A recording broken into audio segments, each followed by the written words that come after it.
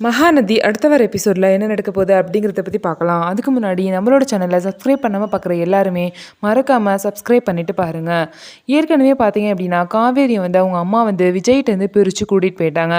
இதனால் பார்த்தீங்க அப்படின்னா விஜய் உட்காந்து ஃபீல் பண்ணிகிட்டு இருப்பாரு. அப்போ தாத்தா இந்த மாதிரி பார்த்தீங்க அப்படின்னா எல்லாமே உன் சைட்லேருந்து யோசிக்காதப்பா, கொஞ்சம் காவேரி புரிஞ்சுக்க ட்ரை பண்ணு, இந்த விஷயத்த நீ முன்னாடியே சொல்லியிருக்கணும், இந்த மாதிரி கான்ட்ராக்ட் பற்றி எனக்கு ஒரு பிரச்சனையும் இல்லை, நான் உன்னை முழுசாக பொண்டாட்டியாக ஏற்றுக்கிட்டேன் அப்படின்னு சொல்லிட்டு நீ காவேரியை அப்பயே தெளிவுபடுத்திருந்த அப்படின்னா காவேரி இப்போ குழம்பி போயிருக்க மாட்டா, உன்னை விட்டும் போயிருக்க மாட்டா, உனக்காக நின்று அவள் பேசியிருப்பா, எத்தனை பேர் வந்தாலும் எய்த்து நின்று உனக்காக அவள் பேசியிருப்பா அப்படின்னு சொல்லிட்டு தாத்தா விஜய் கிட்ட சொல்வார்.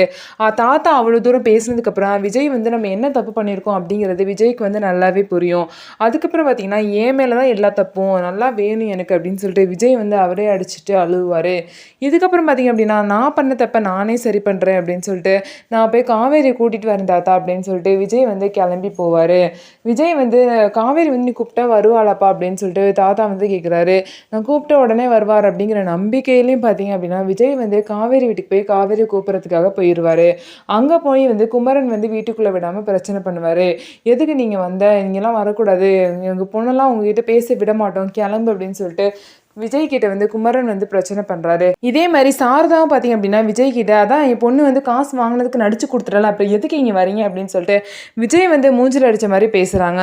இதுக்கப்புறம் பார்த்தீங்க அப்படின்னா விஜய் இதுக்கு மேலே இங்கே நின்று பேச முடியாது, தேவையில்லாமல் சண்டை போடுறாங்க அப்படின்னு சொல்லிட்டு காவேரி வரமாட்றா அப்படின்னு சொல்லிட்டு சோகத்திலே விஜய் போயிடுவார். இதுக்கப்புறம் பார்த்தீங்க அப்படின்னா விஜய் தாத்தா கிட்டேயும் பாட்டுக்கிட்டேயும் இந்த மாதிரி அவங்க காவேரி என்னை பார்க்க கூட விட மாட்டுறாங்க, இந்த அளவுக்கு பிரச்சனை பண்ணுறாங்க, அப்புறம் எப்படி நான் பேசி புரிய வைக்கிறது அப்படின்னு சொல்லிட்டு தாத்தா கிட்ட சொல்கிறாங்க. நம்ம கொஞ்சம் பொறுமையாக தான்ப்பா போகணும், ஏன்னா அவங்க அந்த அளவுக்கு பாதிக்கப்படுறாங்க, பொண்ணு பெற்றவங்க அப்படி தான் பேசுவாங்க, அதனால நம்ம இதெல்லாம் பெரிய விஷயமா எடுத்துக்கக்கூடாது, கொஞ்சம் பொறுமையாக இரு, கொஞ்ச நாள் போகட்டும் அப்படின்னு சொல்லிட்டு விஜய் கிட்ட தாத்தாவும் பாட்டியும் சொல்கிறாங்க. விஜய் என்ன பண்ணுறதுனே தெரியாமல் சோகமாக ரூமுக்கு போயிடுவார். இதுக்கப்புறம் பார்த்தீங்க அப்படின்னா காவேரிக்கு ரொம்பவே அழுதுகிட்டே இருப்பாங்க. சாப்பிடாம கொள்ளாமல் காவேரி பார்த்தீங்கன்னா ரொம்பவே மனசு கஷ்டப்பட்டு அழுதுட்ருப்பாங்க. எப்படியாவது விஜய் கிட்ட பேசணும், பாவம் விஜய் நம்மளை பார்க்க இப்படி அசிங்கப்பட்டு போயிட்டாரு, ரொம்பவே மனசு கஷ்டமாக இருக்குது அப்படின்னு சொல்லிட்டு காவேரி மனசில் நினச்சிட்டு அழுதுட்ருப்பாங்க. எல்லாரும் பார்த்தீங்கன்னா விஜய் திட்டிகிட்டு இருப்பாங்க வீட்டில். குமரன் விஜயை இந்த விஜய் கொஞ்சமாவது அடங்கினானா பாரு, இவ்வளோ தூரம் ஆகியும் என்ன நினச்சிட்டு இங்கே காவேரியை பார்க்க வந்தான்னு தெரியல, இங்கே இருக்கிற வரைக்கும் பிரச்சனை தான் போல அப்படின்னு சொல்லிட்டு குமரன் சொல்லுவார். இதை கேட்ட சாரதா பார்த்தீங்கன்னா நீங்கள் சொல்கிறது கரெக்டு தான் தம்பி, நம்ம இங்கே இருக்கிற வரைக்கும் தானே அவர் நம்மளை தொல்லை பண்ண முடியும், இங்கேருந்து போயிட்டா அதுக்கப்புறம் அவரால் என்ன பண்ண முடியும், நம்ம இங்கேருந்து கிளம்பியே ஆகணும் அப்படின்னு சொல்லிட்டு சாரதா சொல்கிறாங்க. உடனே பார்த்தீங்கன்னா காவேரி ரொம்பவே ஷாக் ஆகிடுறாங்க. உடனே கங்கா கேட்குறாங்க, இங்கேருந்து கிளம்புறதுன்னா நம்ம எங்கேம்மா வேறு வீடு பார்த்துட்டு போகணுங்கிறியா அப்படின்னு சொல்லிட்டு கங்கா கேட்பாங்க. வேறு வீடு எதுக்கிட்டி பார்க்குறோம், இந்த ஊரில் இருக்கக்கூடாது, நம்ம சொந்த ஊர் போகலாம், கொடைக்கானல் போயிடலாம் அப்படின்னு சொல்லிட்டு சாரதா சொல்லுவாங்க. இதை கேட்டு காவேரி பார்த்தீங்கன்னா இன்னும் பயங்கரமாக ஷாக் ஆயிரும்.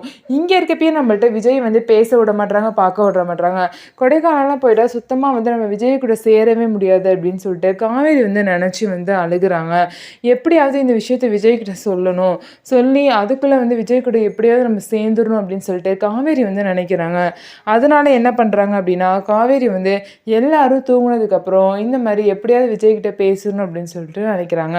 காவேரி பார்த்தீங்க அப்படின்னா எல்லாரும் தூங்குனதுக்கப்புறம் இந்த மாதிரி ரெஸ்ட் ரூம் போகிற மாதிரி போய் விஜய்கிட்ட பேசிடலாம் அப்படின்னு சொல்லிட்டு நினச்சிட்டு அவங்களும் பார்த்தீங்கன்னா ஃபோன் எடுத்துகிட்டு கிளம்புறாங்க.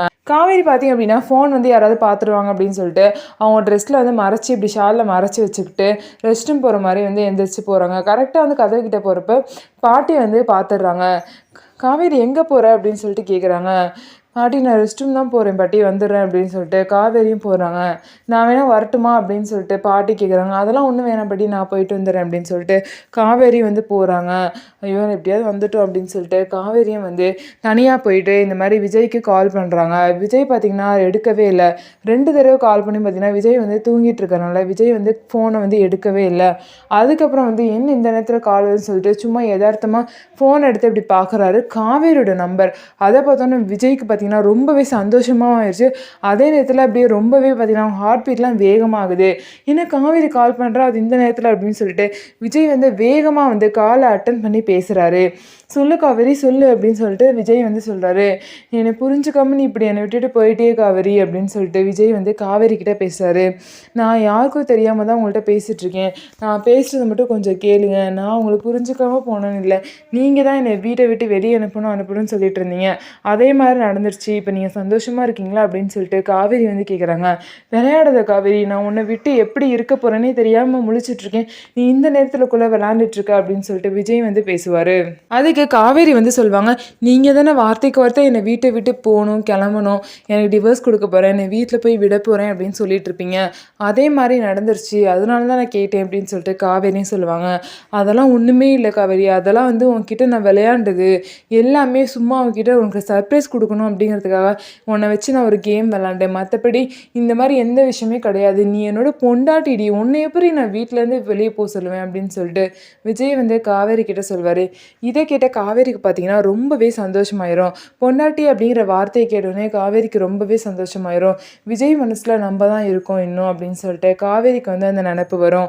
இதுக்கப்புறம் பார்த்தீங்க அப்படின்னா விஜய் வந்து நான் நேரில் பார்க்கணும் காவேரி, ஒன்று நேரில் பார்த்து நான் நிறைய விஷயம் பேசணும் அப்படின்னு சொல்லிட்டு விஜய் சொல்கிறாரு.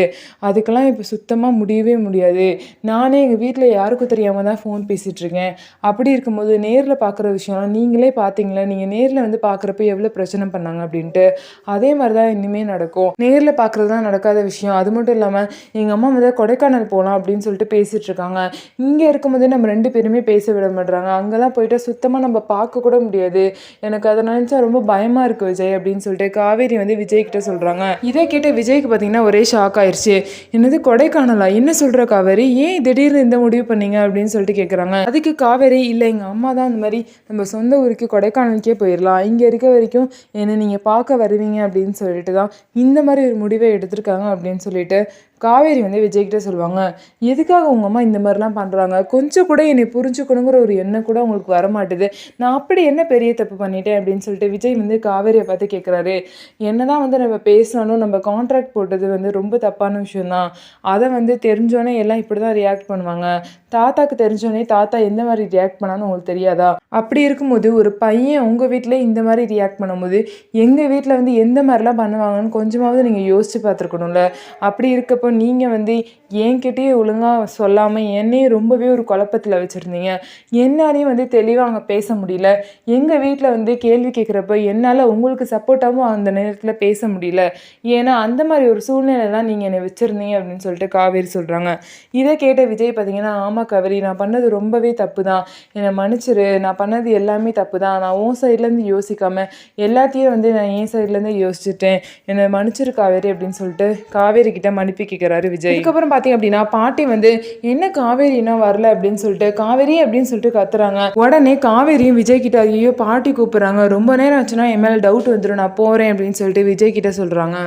அதுக்கப்புறம் விஜய் வந்து சரி காவேரி, நான் திரும்ப வந்து உங்கள் வீட்டில் பேசுகிறேன், பேசி புரிய வைக்கிறேன் அப்படின்னு சொல்லிட்டு சொல்கிறாங்க. அதெல்லாம் வேணாம், திரும்ப வந்தீங்கன்னா நீங்கள் தான் அசிங்கப்படுவீங்க, எனக்கு அதை நினச்சே ரொம்ப கவலையாக இருக்குது, பார்த்துக்கலாம், என்ன தான் நடக்குதுன்னு பொறுமையாக இருந்து பார்ப்போம், நான் வந்து இந்த நேரத்தில் வீட்டில் பேசி புரிய வைக்கவும் முடியாத நிலமையில இருக்கேன், எனக்கு என்ன பண்ணுறதுனே தெரியல விஜய் அப்படின்னு சொல்லிட்டு காவேரியும் சொல்லிவிட்டு சரி நான் அப்புறம் பேசுகிறேன் அப்படின்னு சொல்லிட்டு ஃபோனை கட் பண்ணிவிட்டு போயிடுவாங்க. இதுக்கப்புறம் பார்த்திங்க அப்படின்னா காவேரியோட ஃபேமிலி வேறு கொடைக்கானல் போகலாம் அப்படின்னு சொல்லிட்டு பிளானில் இருக்காங்க. விஜயும் வந்து பார்த்திங்கன்னா விஜயை ஏற்றுக்காமையும் இருக்காங்க. இதுக்கப்புறம் விஜயும் காவேரியும் சேருவாங்களா, இவங்க 2 பேரோட லவ் வந்து இவங்க 2 பேரும் சேர்த்து வைக்குமா அப்படிங்கிறத இனி வரப்போகிற எபிசோடில் பார்க்கலாம். நம்ம வீடியோ உங்களுக்கு பிடிச்சிருந்தா நம்ம வீடியோவை லைக் பண்ணிக்கோங்க. அதுக்கப்புறம் நம்மளோட சேனலை சப்ஸ்கிரைப் பண்ணிக்கோங்க.